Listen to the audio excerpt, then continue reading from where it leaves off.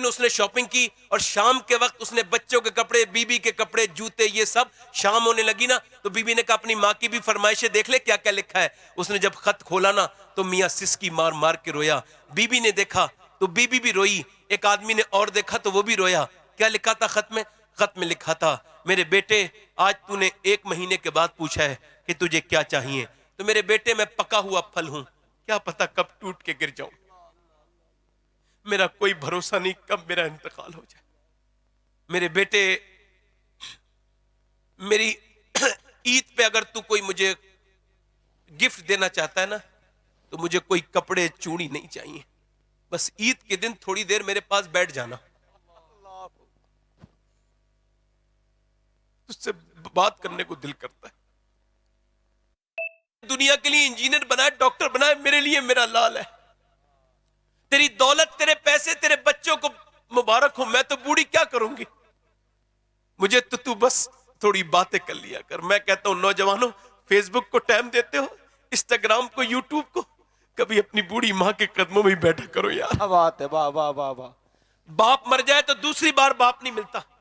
ये मैं 20 साल पहले, 21 साल पहले मेरे अब्बू का इंतकाल हुआ था, जमाने में तकरीर करता फिरता हूं, दूसरे मुल्कों में भी अल्लाह के करम से गया हूं, मगर क्या फायदा है। सोचता हूं यार एक तकरीर अगर मेरे बाप सुन लेते तो बात कुछ और होती है। क्या बात है, वाह वाह।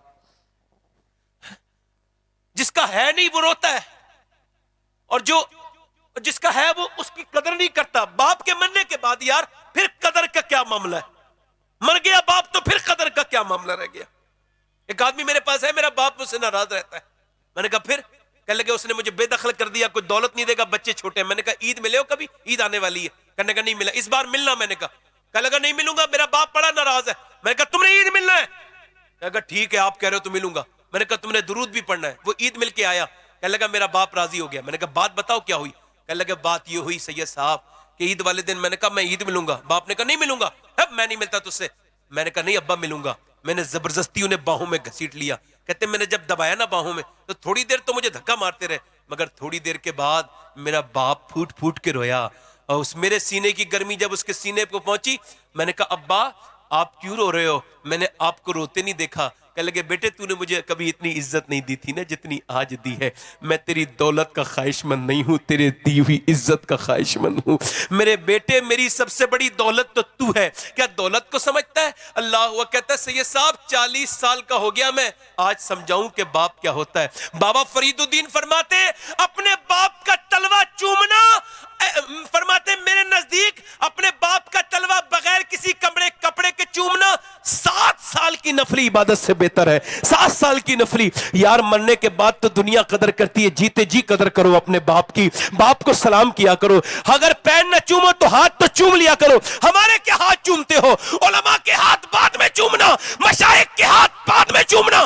पहले तुम अल्लाह, पहले अपने माँ के हाथ चूमो, अपने बाप के हाथ चूमो। जब तुम ऐसा करोगे तो मेरे नबी तुमसे राजी हो जाएंगे, खुदा तुमसे राजी हो जाएगा। अल्लाह अकबर। जरा गौर करें, सैयदा उम्मे ऐमन कहती मैंने हुजूर को उठाया और उठाने के बाद उनकी अम्मी की कब्र बनाई। कहती कब्र बना के जब चली ना तो मैं जब लेके चली तो हुजूर ने मेरे हाथ को झटका दिया और ऊपर चले गए। मैंने देखा तो अपनी माँ की कब्र से चिपट चिपट के माँ माँ कहते हैं। अल्लाह अकबर। जहां मियाँ कोई जब बच्चा यतीम होता है, फूफी होती है, चाची होती है, खाला होती है, ताई होती है, मगर मेरे हुजूर ऐसी जगह यतीम हुए, ना फूफी है ना खाला है। अल्लाह अकबर। मेरे नबी आज रो रहे। उम्मे ऐमन कहती मैंने हुजूर को गोद में उठा लिया और गोद में उठाने के बाद फिर मैं जो है ना, फरमाती है मैं ले चली, और जब मैं पहुंची मक्का तो अब्दुल मुत्तलिब बोले मेरा पोता आ गया, मेरी बहू नहीं आई, मेरी बहू कहां है? मैंने कहा आपकी बहू का तो इंतकाल हो गया, उसकी तो मैं अब्बा के टीलों में कब्र बना चुकी हूं। अल्लाह अकबर। अब तो अब्दुल मुत्तलिब रोने लगे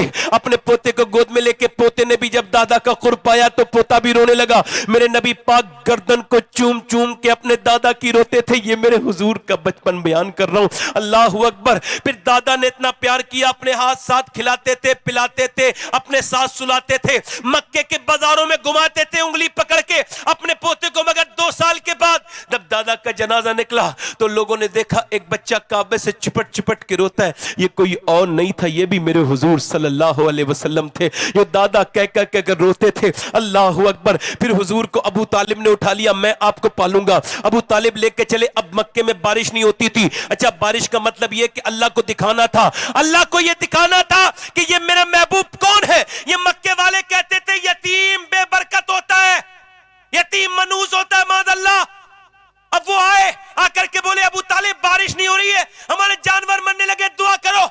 अबू तालिब बोले मैं दुआ नहीं करूंगा। कहा कौन दुआ करेगा? का मेरा भतीजा। कहने लगे ये तो खुद बेबरकत है। मां खामोश, इसे बेबरकत ना कहना, सारी बरकतें तो इसी के हाथ में। कहा ये यतीम है। कहा चुप, खामोश हो।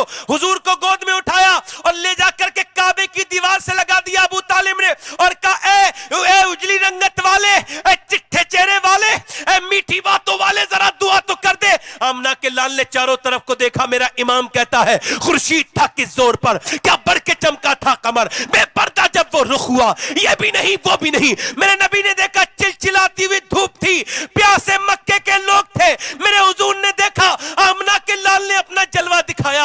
आज अब्दुल मुत्तलिब होते तो कलेजा ठंडा हो जाता, आमना होती तो आंखों का नूर बढ़ जाता। अल्लाह अकबर। मेरे हुजूर ने चारों तरफ देखा और दुआ नहीं की, इशारा किया।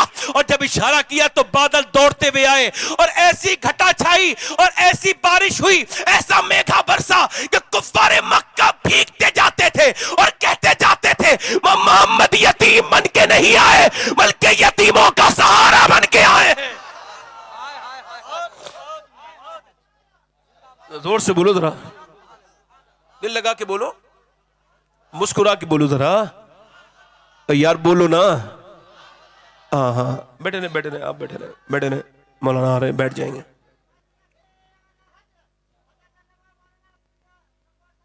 हाँ माशाल्लाह, आपके मौलाना अब्दुल जब्बार साहब क़िबला तशरीफ ला रहे हैं। मेरे बाद बंगला जबान में तकरीर करेंगे, बैठे आराम से, तशरीफ लाइए आगे। तो आज के बाद नाशुक्री करेंगे कभी? जरा बोलो तो सही, सुभान अल्लाह। नाशुक्री करेंगे? ए भाई चाय वाले भाई, भाई हम तो एक से ही परेशान है भाई, माफ कीजिए भाई, आ जाओ यार, मेहरबानी करो। मेरी तकरीर के बाद पिलाना चाय, क्या तुम उसके अलावा भी कुछ पिला? हट जाओ ना, हट जाओ ना भाई, गुजारिश है आपसे, मैं जाती तौर से आपसे कह रहा हूं, गुजारिश है आपसे। दिल लगा के बोलो जरा सुभान अल्लाह। आजकल जमाने में क्या चल रहा है, इधर देखें।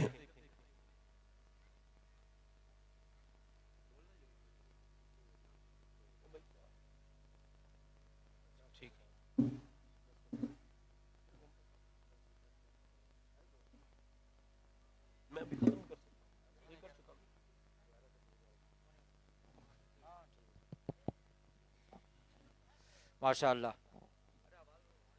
चलिए खैर कोई बात नहीं, मैं इंशाल्लाह फिर कभी आऊंगा तो तकरीर करूंगा इंशाल्लाह ताला। अल्लाह ने चाहा तो अल्लाह आपको सलामत रखे। हेलो, नहीं नहीं नहीं नहीं नहीं नहीं, फिर हजरत जी माशाअल्लाह, हजरत बोल रहे हैं, समात फरमाए आप, सुभान अल्लाह। जी जी बिल्कुल बोल रहे हैं माशाअल्लाह, समात कीजिए जी।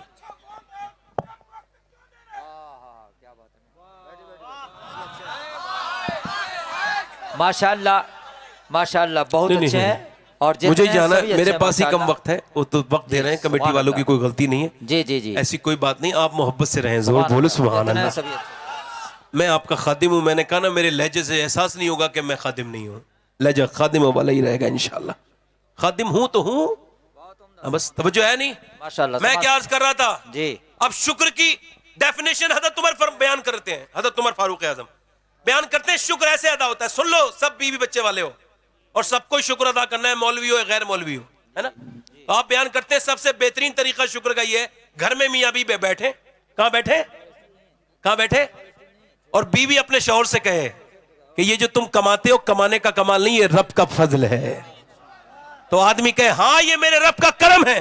हजरत उमर कहते हैं ये बेहतरीन अल्फाज है शुक्र के, शुक्र के ये बेहतरीन अल्फाज हैं। अच्छा देखें आप, हजरत उमर फरमाते शुक्र की डेफिनेशन ये कि अल्लाह का शुक्र, अल्लाह के शुक्र की तारीफ ये कि अल्लाह की इताअत की जाए। शुक्रगुजारी क्या है? अल्लाह की, बोलो तो सही, अल्लाह की इताअत है, ये शुक्रगुजारी है। मेरी बहनें बैठी हैं, अब अच्छे बच्चे क्यों नहीं आ रहे दुनिया में? क्यों नहीं आ रहे भाई? क्या वजह है?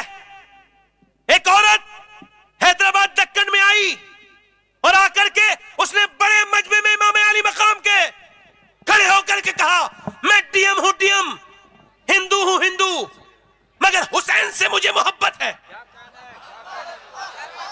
कहती है मैं नेल्सन मंडेला की वजह से हुसैन से मुतासिर हूं, मगर मैं ये पूछने आई हूं मुसलमानों, 1400 बरस हो गए, दूसरा हुसैन क्यों नहीं पैदा हुआ? क्या कहना है, वाह वाह वाह। सर झुक गया, कोई मुसलमान नहीं बोला। उसने दूसरी मर्तबा कहा, मैं पूछती हूं दूसरा हुसैन क्यों नहीं पैदा हुआ? फिर कोई नहीं बोला। उसने तीसरी मर्तबा कहा, ये बताओ जमाना गुजर गया, दूसरा हुसैन क्यों नहीं पैदा हुआ? तो एक बूढ़ा नीचे से उठा, आंखों में आंसू थे, रो के कहने लगा, बेटी तू आई है, तेरा खैर मकदम है, मगर हमें जलील न कर। सुन, हुसैन तो दुनिया में आ जाता, मगर दुनिया में दूसरी फातिमा ही नहीं आई। नारे तकबीर। पूरे मजमे से जवाब मिलना चाहिए, पूरे मजमे से नारे तकबीर। हाथों को हसनी हुसैनी बनाकर गुलामान हुसैन, हाथों को फजा बुलंद कीजिए। नारे तकबीर, नारे रिसालत। अल्लामा हुजूर सैयद शबात में साहब क़िबला, औलादे गौसे आज़म, फैज़ाने बुखारी कॉन्फ्रेंस, हुजूर सरकार नूरे मिल्लत, हुजूर सरकार साहिबे मिल्लत, खानकाहे बुखारिया। इकबाल कहते हैं, ओ मेरी बहन, तू ये समझ नहीं पाई कि तेरा कुरान पढ़ना जरूरी क्यों है? इकबाल कहता है इस वजह से कि तूने जब जब कुरान पढ़ा है तो इतिहास लिख दिया है, तारीख कायम की है तूने। क्योंकि जब तू फातिमा बिन्ते खत्ताब होके कुरान पढ़ती है तो फिर तेरा भाई उमर बन के दुनिया को मिलता है, और जब तू फातिमा बिन्ते मोहम्मद बन के कुरान पढ़ती है तो फिर दुनिया को हुसैन जैसा शहीद अता होता है। तू ये समझ नहीं पाई, तू देख नहीं रही, अंग्रेजों के चक्कर में पड़ गई। अंग्रेजी कल्चर जैसा जैसा उसमें नाटक में आया, जैसा सीरियल में औरतों ने आधे कपड़े पहने, तूने भी पहन लिए। उसने जिस्म पे लिबास कपड़े तंग पहना, तूने भी पहन लिया। मेरी बहन, तुझे किसी ने बताया नहीं कि वो फाहिशा है जिसकी तू नकल कर रही है, और तू मेरे नबी के दीन की इज्जत है। एक औरत से, हाँ सुने, एक आदमी से मैंने कहा अपनी बहन को पर्दा कराया करो। कहने लगा मौलाना अपना काम कीजिए, मुझे अपनी बेटी पे भरोसा है। मैंने कहा तुम बड़े जलील इंसान हो, मगर मैं तुम्हें अपनी अल्फाज से जलील नहीं करूंगा। जुनैद बगदादी किसी ने कहा मुझे अपनी बेटी भरोसा है, आपने धक्का मार के कहा दूर हो जा मेरी नजर से जाहिल, कैसी बात करता है कमीन इंसान। ये बता तेरी बेटी ज्यादा भरोसे के लायक है या अल्लाह के रसूल की बेटी ज्यादा भरोसे के लायक है? वाह वाह वाह वाह वाह वाह वाह, माशाअल्लाह माशाअल्लाह। ये बता तू ज्यादा भरोसे के लायक है, तेरी बेटी ज्यादा भरोसे के लायक? क्या कहना, सुभान अल्लाह सुभान अल्लाह। ये बताओ आप आजकल जमाना क्या चल रहा है, मगर अल्लाह का शुक्र है ये बात बयान कर रहा हूं आपके सामने जी। आज मुझे तकलीफ है इस बात को बयान करते हुए, मैं अगर बता के जा रहा हूं, अपने आप को संभालो। अपने घर की औरतों को देखो, ये जो इंस्टाग्राम के जिनकी उंगलियां रहती हैं, जो फेसबुक देखती है, जो फिल्में देखती है, इनके घर से कभी अच्छी औलाद दरियाफ्त नहीं होगी। ये मुआशरे को सिर्फ खराब जहन के लोग दे सकती हैं। जब तक माएं मुसल्ला नहीं बिछाएंगी बच्चे नेक नहीं हो सकते। और जब से औरतें बेपर्दा हुई, हुआ क्या आपको बताऊं, 2014 से लेके अब तक एक आदमी ने अपनी बेटी के पैरों पे अपनी टोपी रखी, कहने लगा हमारी इज्जत बचा ले, थाने में थी, चल चल। उसने कहा चल मैं तुझे नहीं जानती बूढ़े।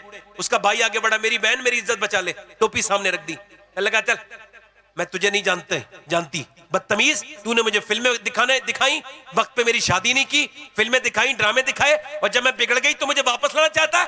वो कहने लगे बहन चल, वो हमारे मजहब का लड़का नहीं है, बर्बाद हो जाएंगे हम। उसने कहा चल मैं तुझे जानती भी नहीं। आपको बताऊं 2014 से लेके अब तक तकरीबन 40,000 मुसलमान लड़कियां